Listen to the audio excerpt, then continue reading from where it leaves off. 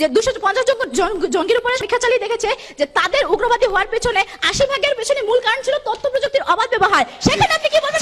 আমি আপনাকে এই যে দেখাচ্ছি মাননীয় স্পিকার, এই যে ধর্মীয় মূল্যবোধের ধর্মীয় অপব্যবহারের কারণে কিভাবে উগ্রবাদ সৃষ্টি হয়, উগ্রবাদের কণ্ঠে আমরা শুনতে চাই। মাননীয় স্পিকার, প্রশ্ন করি যে কেন আপনারা তথ্য প্রযুক্তিকে উগ্রবাদ বাড়ার প্রধান কারণ হিসেবে দায়ী করছেন? হয়তো উত্তর পাবেন কিছু করার নাই বা এগুলো এডিটিং করা যায়। মাননীয় স্পিকার, আজকে যদি তথ্য স্পিকার, আমরা চীনের মাটিতে কোন উগ্রবাদ কেন দেখি না? কারণ চীন তাদের তথ্য প্রযুক্তির মাধ্যমগুলোর উপর সেন্সরশিপ স্ক্রিনিং এর ব্যবস্থা করেছে মাননীয় স্পিকার। আর এই প্রেক্ষিতে আমরা দাঁড়িয়ে বারবার বলছি তথ্য প্রযুক্তির অবাধ ব্যবহার উগ্রবাদ বাড়ার প্রধান কারণ, আর এটি আজ প্রমাণিত সত্য মাননীয় স্পিকার।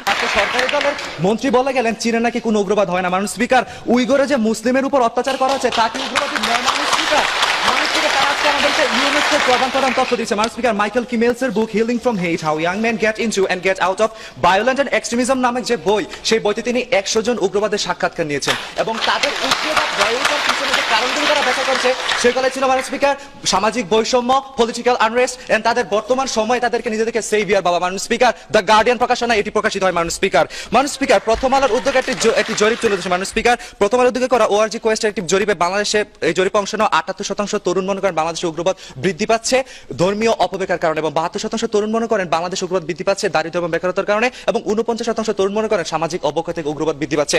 মাননীয় স্পিকার, বিভিন্ন দেশের বিশেষজ্ঞদের জার্নাল ফর ডিরেডিকালাইজেশন নামে একটি অনলাইন প্রকাশনা রয়েছে। তাতে কানাডার ইউনিভার্সিটি অফ ম্যানিটোবার বিশেষজ্ঞ গবেষক আজিজুর রহমান একটি আর্টিকেলে বলা হয়েছে দারিদ্র্য, অর্থনৈতিক ও সামাজিক বৈষম্য, রাজনৈতিক দোষারোপের সংস্কৃতি এবং অস্ত্রের যে সহজলভ্যতা, সেখান থেকে বাংলাদেশে উগ্রবাদ বৃদ্ধি পাচ্ছে। তথ্যসূত্র প্রথম আলো। লক্ষ্য করেন মাননীয় স্পিকার, রাজনৈতিক ক্ষমতা দখলের প্রেক্ষাপটে কিভাবে বাংলাদেশে উগ্রবাদের সৃষ্টি এবং সম্প্রসারণ তার চিত্র আপনার সামনে তুলে ধরছি। এর সূচনা হয়েছিল 1979 সালে হুজি প্রতিষ্ঠার মধ্যে দিয়ে, যেখানে 1996 সালে আমরা দেখতে পাই মাননীয় স্পিকার কিতাল ফিসাবিলিল্লাহ, 2001 হিজবুত তাহরির, 2007 জামাতুল মুসলিমিন এবং 2014 মাননীয় স্পিকার আইএসআই এর পদার্পণ। সরকারি দল তাদের অজস্র উগ্রবাদী ঘটনার মধ্যে একটি উল্লেখযোগ্য ঘটনা ছিল 21 আগস্টের বোমা হামলা। এই যে একটি রাজনৈতিক প্রেক্ষাপটের আদলে একটি উগ্রবাদ নামক আদর্শের জন্ম হওয়া এবং তার চর্চা পরবর্তী প্রজন্মে প্রসারিত হওয়া, এক্ষেত্রে কি তথ্য প্রযুক্তির আদৌ কোনো যুগসূত্রতা ছিল? যদি ব্যাখ্যা করে যান মাননীয় স্পিকার। এবার একটা প্রশ্ন, আপনি বলে গেলেন 100 জন উগ্রবাদীর সাক্ষাৎকার নেওয়া হয়েছে যেখানে তাদের উগ্রবাদের প্রধান কারণ দেখা হয়েছে।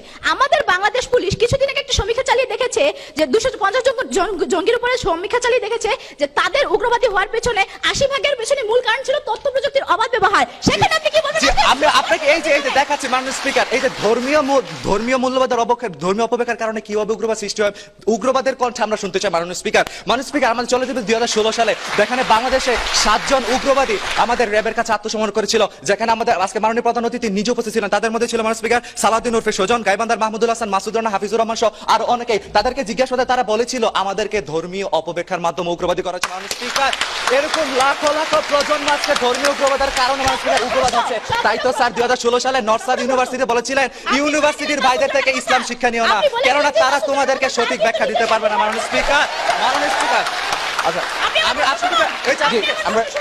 আপনি যে মাসুদ রানার কথা বলে গেলেন, তার নিজস্ব একটি ওয়েব পোর্টাল পেজ আছে মাসুদ রানা এক নামে, যেখানে সে উগ্রবাদী মাসুদ রানা আগে উগ্রবাদী হয়েছে, তারপর ওয়েব পোর্টাল খুলছে। মাননীয় স্পিকার, অতিরিক্ত কোশ্চেন করা হচ্ছে। মাননীয় স্পিকার, দারিদ্রতার দ্বারা কি উগ্রবাদ বৃদ্ধি পাচ্ছে তার সঠিক ব্যাখ্যা আজকে আমার দলীয় নেতা দিয়ে গেছেন। মাননীয় স্পিকার, আর যদি সামাজিক অবক্ষয়ের কথা বলি তাহলে ঐশী, আজকে আমাদের বিমান ছিনতাইকারী পলাশ এবং রাজন হত্যাকারী কামরুল সহ আরো অনেকের নাম বলতে পারি। মাননীয় স্পিকার, এই যে রাজনৈতিক, অর্থনৈতিক, সামাজিক বৈষম্য এবং অন্যান্য কারণে যে মাননীয় স্পিকার উগ্রবাদ বৃদ্ধি পাচ্ছে, সেগুলো যদি আমরা একটা মানদণ্ডে নিয়ে আসি, সেটা কি পাই মাননীয় স্পিকার? আমরা প্রায় ত্রুটিপূর্ণ সামাজিক ব্যবস্থাপনা মাননীয় স্পিকার, আর তাই আমরা এটাকে আজকে উগ্রবাদ দ্বারা প্রধান কারণ হিসেবে বলছি। মাননীয় স্পিকার, আজকে সরকারি দল তথ্য প্রযুক্তির অবাধ ব্যবহারের কথা বলে গেলেন, অথচ যমুনা টিভির সাক্ষাৎকার আমাদের বেনজির আহমেদ স্যার বলেছিলেন তথ্য প্রযুক্তির ওপেন ওয়েব যে আছে সেক্ষেত্রে আমাদের অবস্থান সুদৃঢ়। তার আমরা অবস্থান দেখতে পেয়েছিলাম মাননীয় স্পিকার ফেসবুকে তামকিন এবং সালাউদ্দিনের ঘোড়া নামক উগ্রবাদ সংস্থার যে পেজগুলো ছিল সেগুলো বন্ধ করে দেওয়া। স্যার আরো বলতেছিলেন ডার্ক এন্ড ডিপ ওয়েবসাইটের কথা। মাননীয় speaker, dark and deep website মানুষের এত অবাধ বিশ্লেষণ নেই, কারণ মাননীয় স্পিকার 2 সপ্তাহ ধরে মাননীয় স্পিকার ব্লু হোয়েল গেমস খেলার জন্য ডার্ক এন্ড ডিপ ওয়েবসাইটে প্রবেশের চেষ্টা করছিলাম। মাননীয় স্পিকার, ডার্ক এন্ড ডিপ ওয়েবসাইটের সঠিক ব্যাখ্যাই খুঁজে পাইনি মাননীয় স্পিকার। সেখানে সাধারণ মানুষের অবাধ ব্যবহার কতটা হাস্যকর মাননীয় স্পিকার তা বলা যাবে না।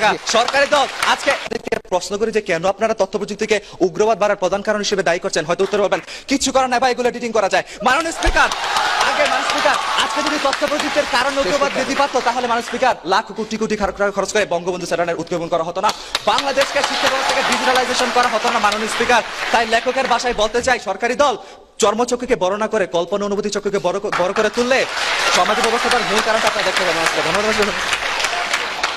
ধন্যবাদ।